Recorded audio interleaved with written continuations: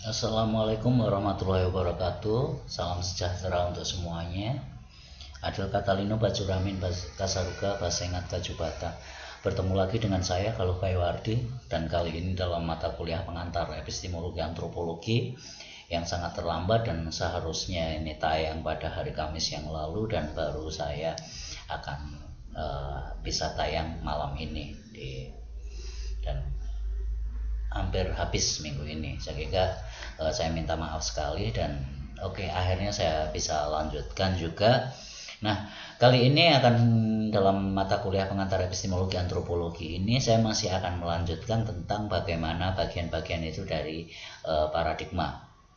Kalau kemarin sudah ada asumsi, model, lalu kemudian fokus permasalahan dan lain sebagainya, kali ini akan saya mulai dari bagian berikutnya, yaitu mungkin akan membahas tentang satu bagian dari paradigma, yaitu konsep. Mengenai apa itu konsep, mari kita lihat di slide ini secara langsung. Nah, di sini dalam setiap penelitian, dalam setiap karya ilmiah itu kita pasti selain memiliki asumsi, lalu kemudian value, ethos, lalu kemudian fokus penelitian, dan juga apalagi ya kemarin ya, ada banyak sekali, dan ini salah satunya kita memiliki konsep. Konsep di sini didefinisikan merupakan istilah-istilah atau kata-kata penting yang diberi makna tertentu sehingga membuat itu dapat digunakan untuk menganalisis atau untuk memahami, juga menafsirkan menafsirkan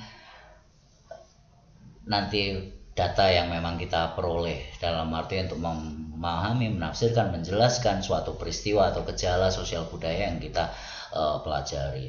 Nah, di sini contoh konsep ini juga kadang-kadang sering diterjemahkan menjadi definisi operasional. Jadi ketika ada sebuah judul karya ilmiah, misalnya salah satu judulnya adalah kehidupan penjual bunga. Nah, di sini perlu kita jelaskan penjual bunga itu dalam konteks penelitian tersebut, apakah penjual bunga dalam arti yang sesungguhnya, atau mungkin penjual bunga dalam arti konotatif, seperti misalnya para pedagang cinta misalnya, atau PSK dan lain sebagainya. Nah, inilah yang sering disebut konsep. Seperti mungkin itu untuk kata-kata awam ya. Tapi kadang-kadang juga kita misalnya seperti ketika kita berbicara, ini menjadi konsep yang berbeda-beda.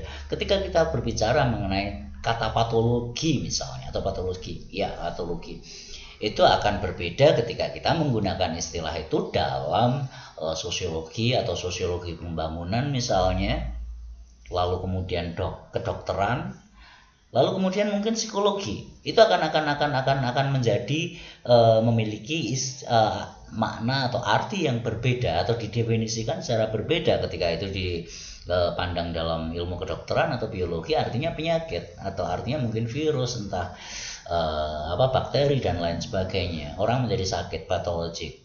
Jadi kemudian ketika itu di dalam psikologi, itu belum tentu bakteri, tapi kondisi patologik tersebut sering dikatakan psikopat atau psikopatologik. Nah, di situ artinya berbeda lagi, bukan karena terkena bakteri, tapi gangguan kejiwaan yang cukup parah, yang lebih dari sekedar neurotik misalnya. Jadi psikopat, atau paling populer kita sering sebut itu sebagai psikopat atau psikopatologik. Nah, dalam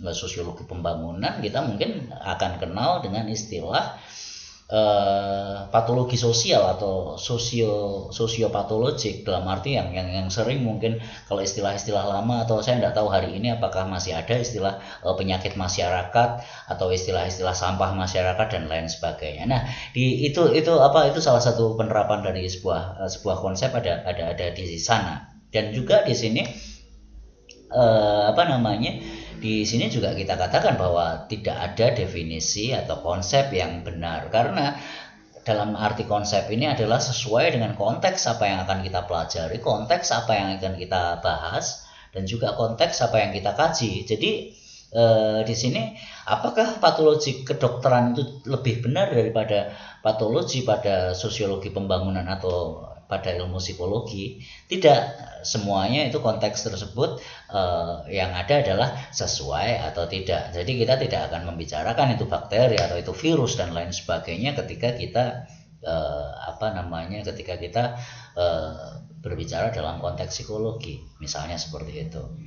Ya, jadi di sini konsep itu digunakan untuk jadi ini beranjak dari asumsi dan lain sebagainya, sehingga konsep ini muncul untuk membatasi istilah-istilah tertentu dalam kajian tertentu atau bahkan dalam konteks bidang ilmu tertentu. Nah, di sini makanya kita membutuhkan untuk menyusun definisi operasional, menyusun konsep yang pas dan bisa jelas dalam setiap kajian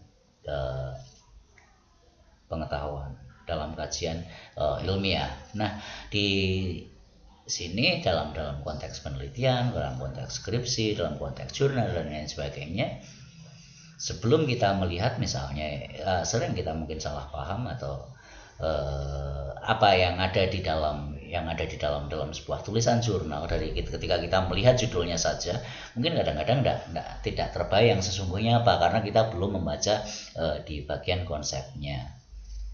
Seperti misalnya misalnya istilah endemi aja, endemi dalam istilah kedokteran, dalam istilah kesehatan masyarakat tentu saja berbeda dengan istilah biologi. Seperti misalnya jenis satwa tertentu adalah endemi di wilayah tertentu, jadi mereka hidup di wilayah tertentu, seperti itu. Oke, mungkin saya tidak terlalu panjang karena nanti saya untuk yang hari Rabu atau Kamis nanti saya akan coba penerapan konsep ini atau istilah konsep ini yang berikutnya akan diterapkan pada mungkin metode pengumpulan data atau metode penelitian. Oke, saya rasa tidak terlalu panjang karena ini pun juga sebuah video yang terlambat. Saya kira saya cukupkan sekian dan saya ucapkan assalamualaikum warahmatullahi wabarakatuh. Adil Katalino Bajuramin Kasaruga, Basengat Kajubata. Salam sejahtera dan salam sehat selalu. Terima kasih. Sampai jumpa.